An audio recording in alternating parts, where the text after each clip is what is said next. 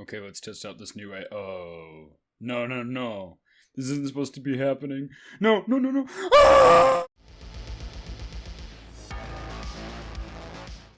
Hey everyone, welcome back to another Blood.exe devlog. I know I promised I was going to be uploading these weekly, but I decided that weekly was a little too much for me. I think doing one every 2 to 3 weeks is going to work a little bit better, especially because I'll be able to get way more things done and pack way more content into these devlogs. Anyways, if you're looking at the gameplay, you're probably wondering why the game doesn't look very different from last time, and there's a really good reason why. It's actually really quite simple. My art team kinda just disappeared on me.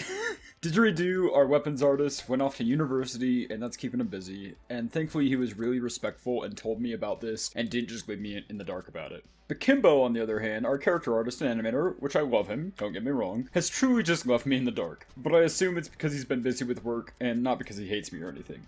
Thankfully, Kamo is still active, but he's a tad slow on his work and he can't animate, which I'm entirely fine with, but I definitely prioritize quality over speed, but I do need to find some extra artists to help out with this game. I think I'm reluctantly going to head over to Fiverr to commission some people, but if you're an artist and are interested in working on this game, please DM me on Discord. The Discord link will be below. I need a character artist, a weapons animator / artist, an environmental artist, preferably multiple of them, and I'll pay you, and I'm gonna need quite a bit of art, so if you're good at making PSX / PS1 style art, please don't be afraid to hit me up. I'll get you money, and we'll get some awesome art for this game. So, while the game doesn't look too different than it did a few weeks ago, Superfly and I have got quite a few notable features in. We got the SMG upgrade trees working, so now it has elemental rounds, which are really cool. You can swap between fire, ice, or electricity. Fire does damage over time and will specialize in doing really high DPS, specifically against bosses. Ice rounds will freeze enemies in place and will do great in managing large crowds, specifically those who are really high priority, like elites.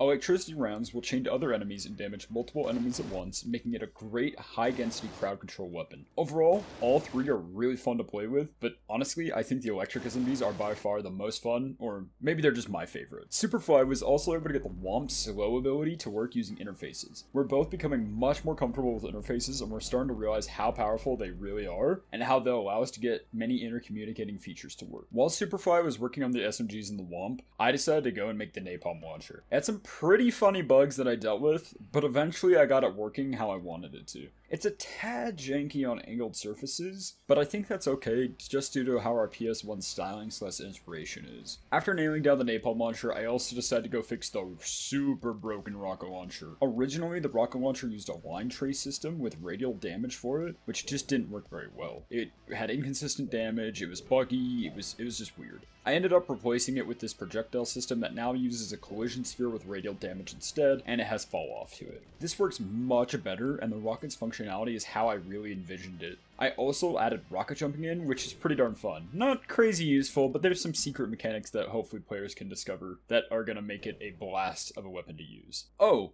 And also, we overhauled the aesthetic of the upgrade menu. It definitely looks more in line with how we want it to look in the end. It still needs some more icons and animations, but I'd say it's about 85% done visually. In terms of AI, not much really happened. I'm still learning about how Unreal's Blackboard and behavior tree system works. I want the AI to be super cool and unique, and I want to make the best version I can. So because of that, I'm really doing my research and testing out all these different things to practice and get the AI coding practices down to a T. However, I did replace the Suicide Bot's movement animation with a much more fitting animation, and I got some mixed feedback on it, so please let me know what you think. I like it a lot, but I also want to keep others' opinions in mind. The Harmony Protection Bot Mark 7, which is this guy, also started getting some work on him, but as of right now, he's just a copy of the dog's AI without an attack state. He's gonna get an overhaul soon, and you should be able to see the new AI by the next devlog. No promises though. When I was starting to plan out how Protection Bot was gonna work, I decided to write some little lore snippets. I kinda got carried away by how fun it was, and I started writing more lore. I ended up giving every weapon a hefty paragraph or two of lore, as well as all my enemies, minus a few of the bosses. I also wrote this document that contains all of the world building I made for this fictional world. I had a lot of fun creating this world and fleshing it out. I also thought that I should make a way for the player to access a good chunk of this lore outside of the campaign, so I don't overwhelm the player with story that might bore them, but if they want it, they can go get it. So I decided to make a database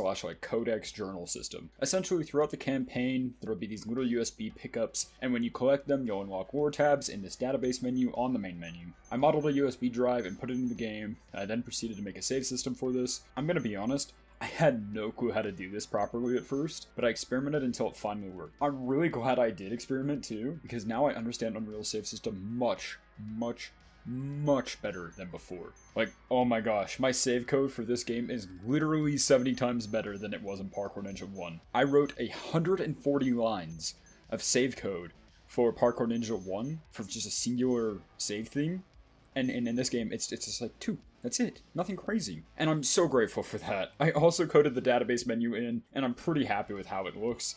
I just think it needs some animations, and it'll be all good. Finally, I got this loading splash screen in. It's honestly all smoke and mirrors right now, and it doesn't actually work or load anything yet, but it's a good enough start and concept to make it a reality. There's gonna be a little bit of things changed here and there. It's not exactly how it'll be, but it's kind of the concept, like I said. I think it's super cool looking and can't wait to get it to a functional state where it's done. I also went through and I fixed a ton of bugs. Many were ones we already knew about, such as the railgun's non-stop firing or the default at 0 FPS bug, but some were discovered by you guys in the test builds, such as the infamous mouse glitch. Oh my goodness. This glitch killed me.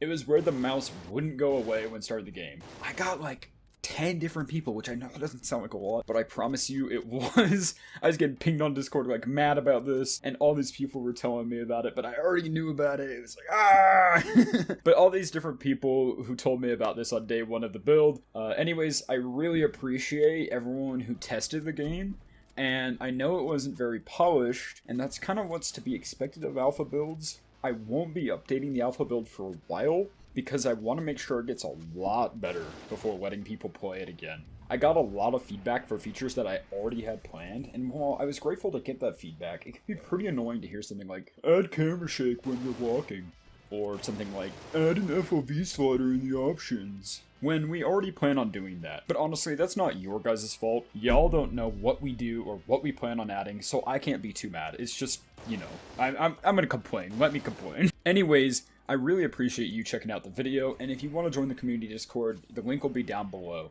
Here you can talk with me or other people in the community about this game or some of the other games I've created or games in the future I'll create. I really appreciate the support these devlogs have been getting, and the game overall has been getting like a ton of support, and I was just blown away by how many views the last devlog got, and it literally felt like I was a child on Christmas again. I kept clicking back on the video, seeing the views grow, the likes grow, and oh my gosh, I was blown away. It was so amazing. Thank you guys so much. I appreciate it massively, guys. I hope you all have a lovely day, and I'll see you all in the next devlog.